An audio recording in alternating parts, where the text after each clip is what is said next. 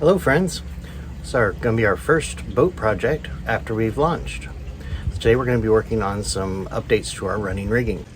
For the last week I've been working closely with our friend Captain Steve, getting the Genoa hung on the main furler, the staysail on the staysail line, and our main up on the boom.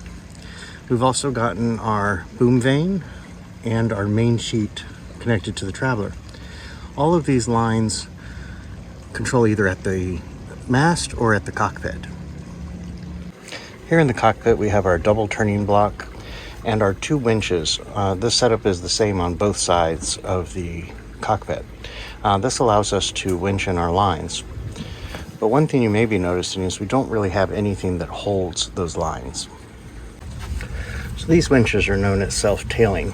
That means this top mechanism here will unwind the line as you pull on it, and then locks it into this groove and holds it tight.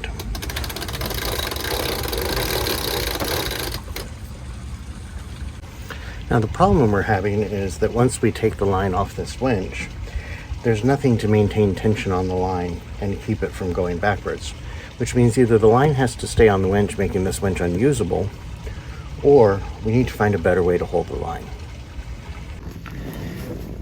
This is one such device that holds rope. It's called a cam cleat. As you can see, it has these two cams, and as the line feeds through, the cam opens up. These teeth on the cam, which are spring loaded, when the line tries to pull back, it grabs the line tight. If you need to release it, you just pull up. Now this device is known as a line brake or a line clutch. And this is a lot more complicated and has a lot more strength. But this is a much more robust solution, especially for lines that have a lot of load on them. So you feed the lines in through the handle side, and then there's a brake mechanism that grabs the line here, very similar to that one that was on the cam, and then they exit on this side. So let's load this one up and see how it works.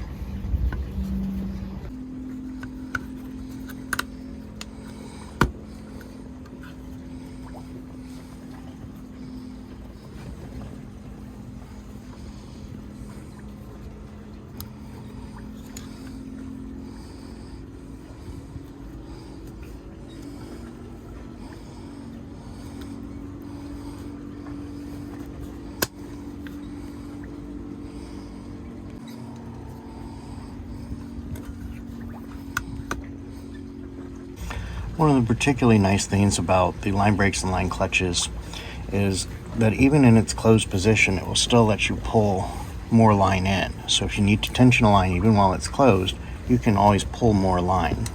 But you can't release it, not without lifting the handle. So you have to have a very intentional release.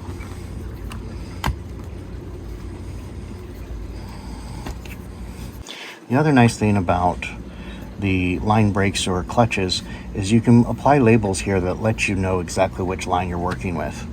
Especially important for people like us who are new to the boat and, let's be honest, relatively new to sailing as well. Well, the line brakes and line clutches are a very nice solution. They're also very expensive, and as you can see, they were kind of bulky. So we're going to go with a modified version of the cam cleat as well.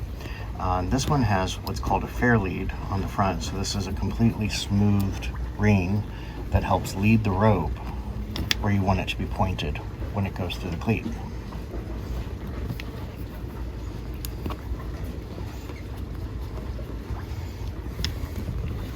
As you can see, this one also has a retainer that keeps the line from being accidentally pulled out and getting away. You can easily just snap it right back in. And it's also on a swivel, so it can adjust as it needs to going into the winch. So we're going to use this on the smaller winches, and we're going to use the line brakes on the big winches. We're going to use the drill-fill drill method that we've been using for all of our other deck installs to help protect the core of the deck from any water intrusion. So today we're going to get started by lining out where we want the equipment to be mounted, and then getting it ready for drilling. For the line clutches, you want to try and maintain as natural a path to the winch as you can without making the angle between the exit and the winch very severe. So we want to be able to open these handles all the way without impeding this winch. Make sure we don't go too close to the edge on this far side, and don't get our angle too far off from the main winch. So it looks like most likely we're going to be wanting to position this brake right about here. That also allows us to step out without getting tangled in the line. Now for the rear swivel clutch, we're going to position this one pretty much wherever we think is a good angle, and we're going to be using some blocks in the tow rail to adjust lines going to this winch. I think probably at this point is where we want to mount this one.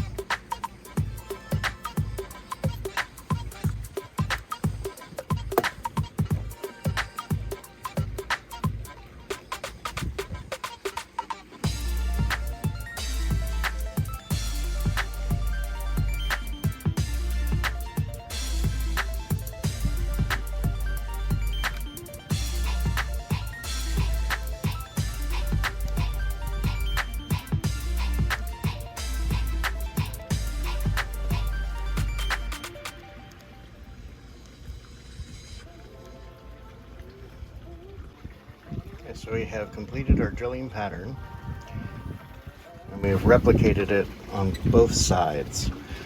So now we're ready to get things ready to drill.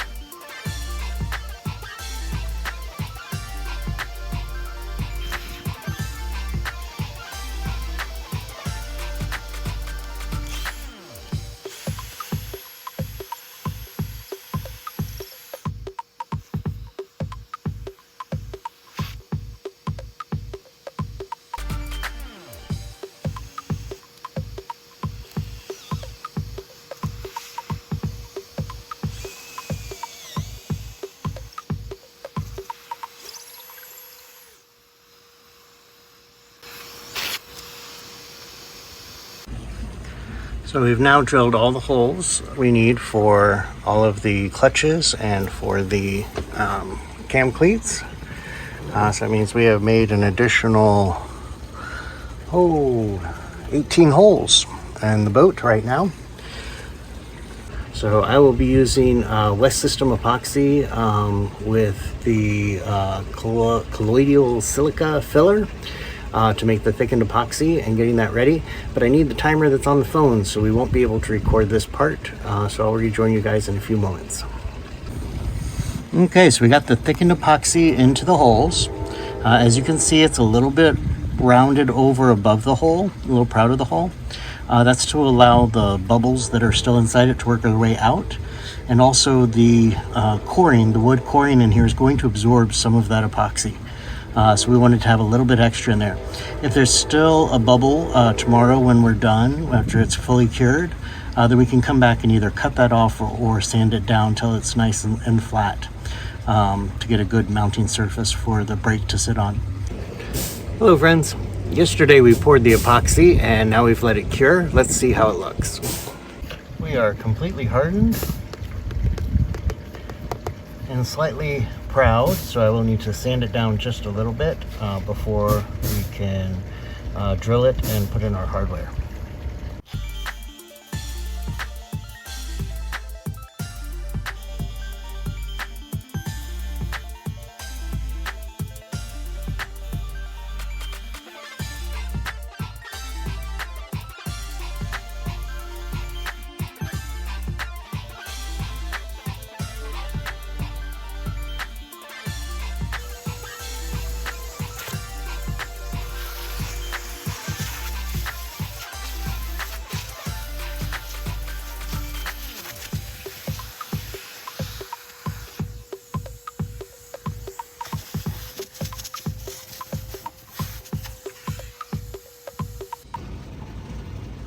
So yesterday, once we got the first test hole drilled and confirmed that we have good curing of the epoxy all the way through, I was able to get a depth measurement for the final drilled piece so we could figure out exactly what hardware we needed. We then went to our local marine supply store and got our stainless steel hardware that we're going to use to mount our line brakes. So next we will be drilling pilot holes and then setting our first screw all the way into the hole. Then we will use that to hold the brake in place while we drill the additional 5 holes. And then we will start getting everything mounted with the butyl tape. So I have drilled out the first hole. And as you can see, there's a thin layer of thickened epoxy all the way around the hole. This is to maintain the waterproof integrity of the pouring material so that there is only epoxy being exposed here. And we can confirm that with all of our shavings here only contain the epoxy. There is no wood in any of these shavings after the drilling. Okay, so we now have all 6 of our holes drilled.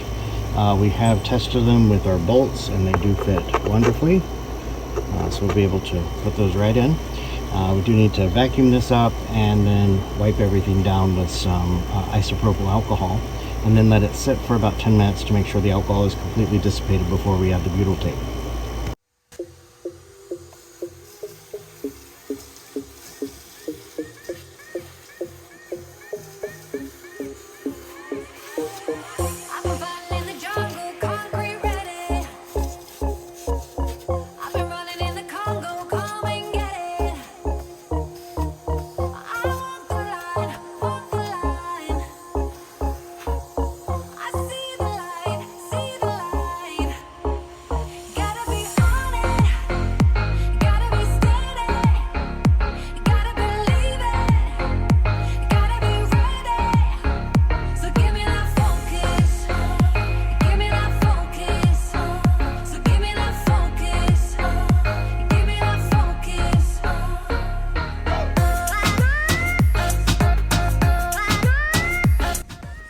Rubbing alcohol is set time to off gas, so now we're going to add the butyl tape.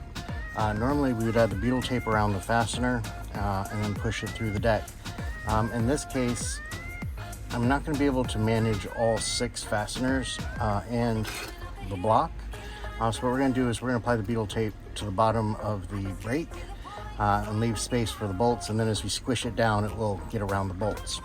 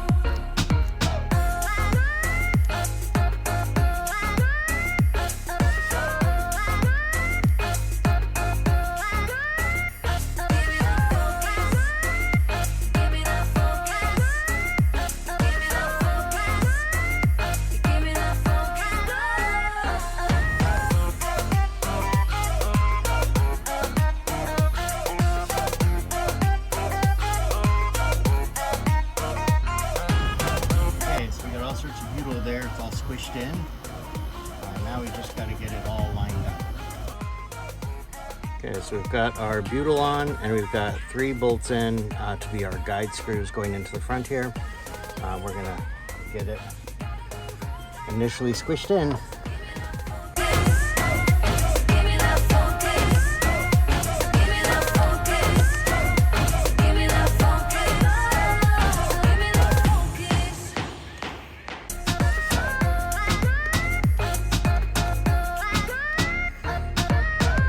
Get the other 3 bolts put in.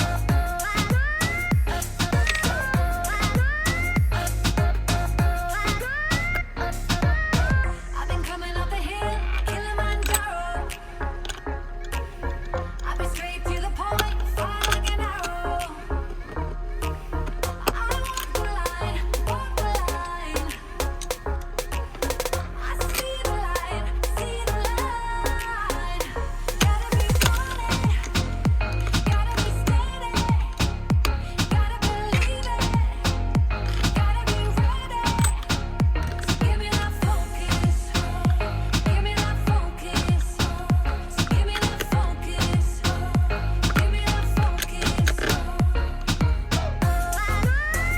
Gotta be now got all 6 bolts in, and we can see them sticking through the bottom of the cockpit coaming here. So we're going to get our washers and our acorn nuts on them, and then we will tighten them down. Okay, so we've now got the acorn nuts and the washers in position. So now I'm just going to have to tighten them down while keeping the bolt from spinning.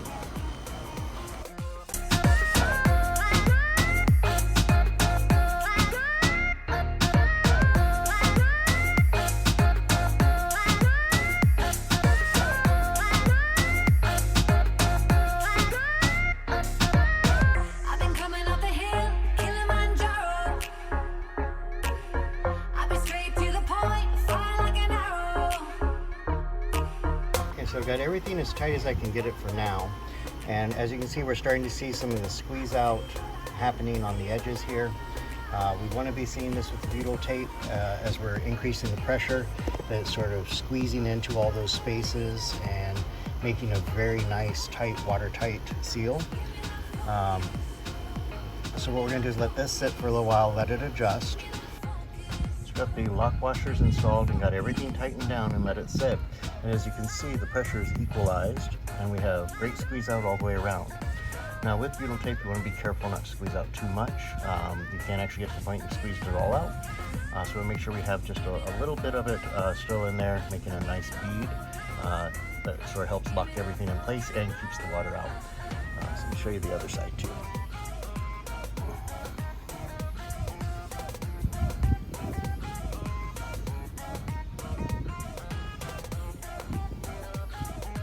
Okay, so this clutch is very well installed. We do need to still clean up the butyl around it and get the tape removed. We're going to do that as the last step.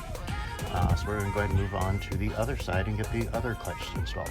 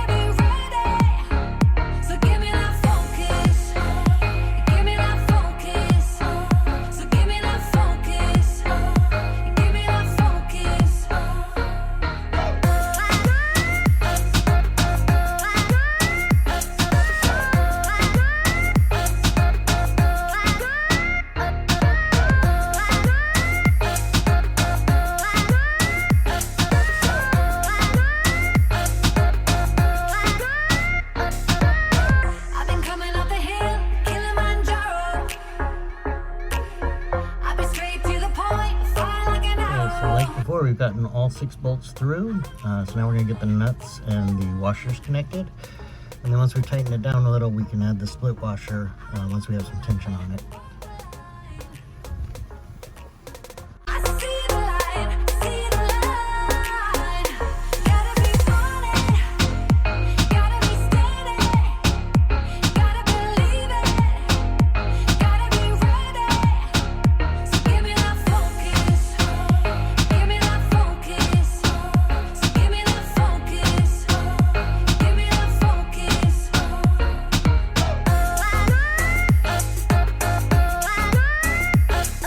Okay, so it's fully installed. Now we're just going to let the pressure just kind of sit, let everything kind of gel, and we'll get some good squeeze out all the way around, which means we'll have a nice watertight seal.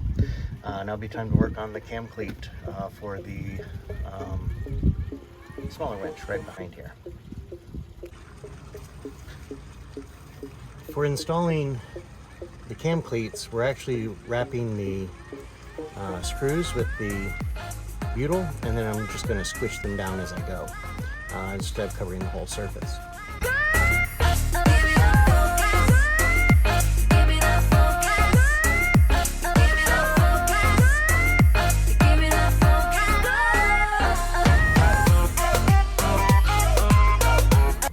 So when I bought the hardware at the marine supply store, the nuts we got were the wrong pitch, the wrong angle.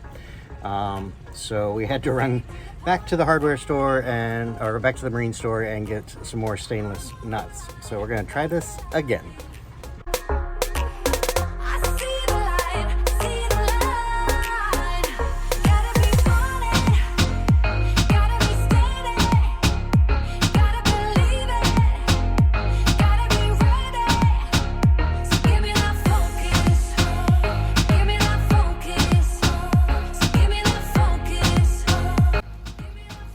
Hello friends, we are back in the pilot house. We had to actually give it another day because as you can see, we have had some pretty additional squeeze out as everything has settled.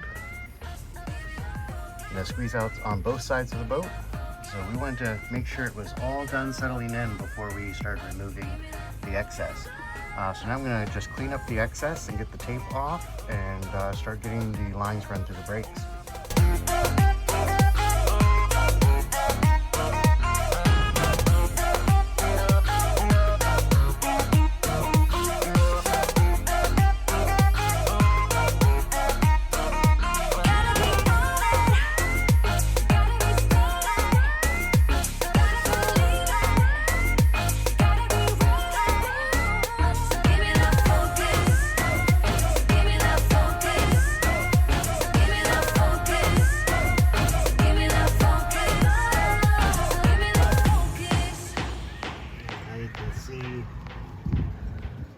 Fully installed clutches. We're going to get our lines run through. Okay, so now that we've gotten everything cleaned up and we've run our lines through the line brakes and the cleat, we've also gone ahead and put some labels on them, and we've hung these mesh bags to hold the extra parts of the line. So let me just kind of show you what we've done. So here you can see our Genoa furler, and it goes back here and it's in this line bag. We've got our port jib sheet and our staysail sheet hanging on that bag. Now the staysail sheet, we are going to be replacing this line. It's pretty wore out, so it's going to need to be replaced, but we've got some extra line for that. And over on this side, we've got our starboard jib sheet and our main sheet, and we put them in their sail bags. The main sheet is also likewise got some fraying, so we're probably going to be changing that out pretty soon. And then we've got an extra cam cleat with fair lead and our turning blocks back there for our third brake and for our cam cleat, leading for a new engine. Well, friends, thanks for joining us for a on-the-water edition of Sailing Sarpedon projects. We hope to be putting up some more sailing videos soon. We've got a little bit of family travel coming up, so we're going to take a small break, and then when we get back, we're going to link up with Captain Steve and get back out on the water some more. Hope to see you soon. Have a great day, and remember to be kind to yourself this week. Don't forget to like and subscribe, and we really appreciate all the comments. See you soon. Bye, friends.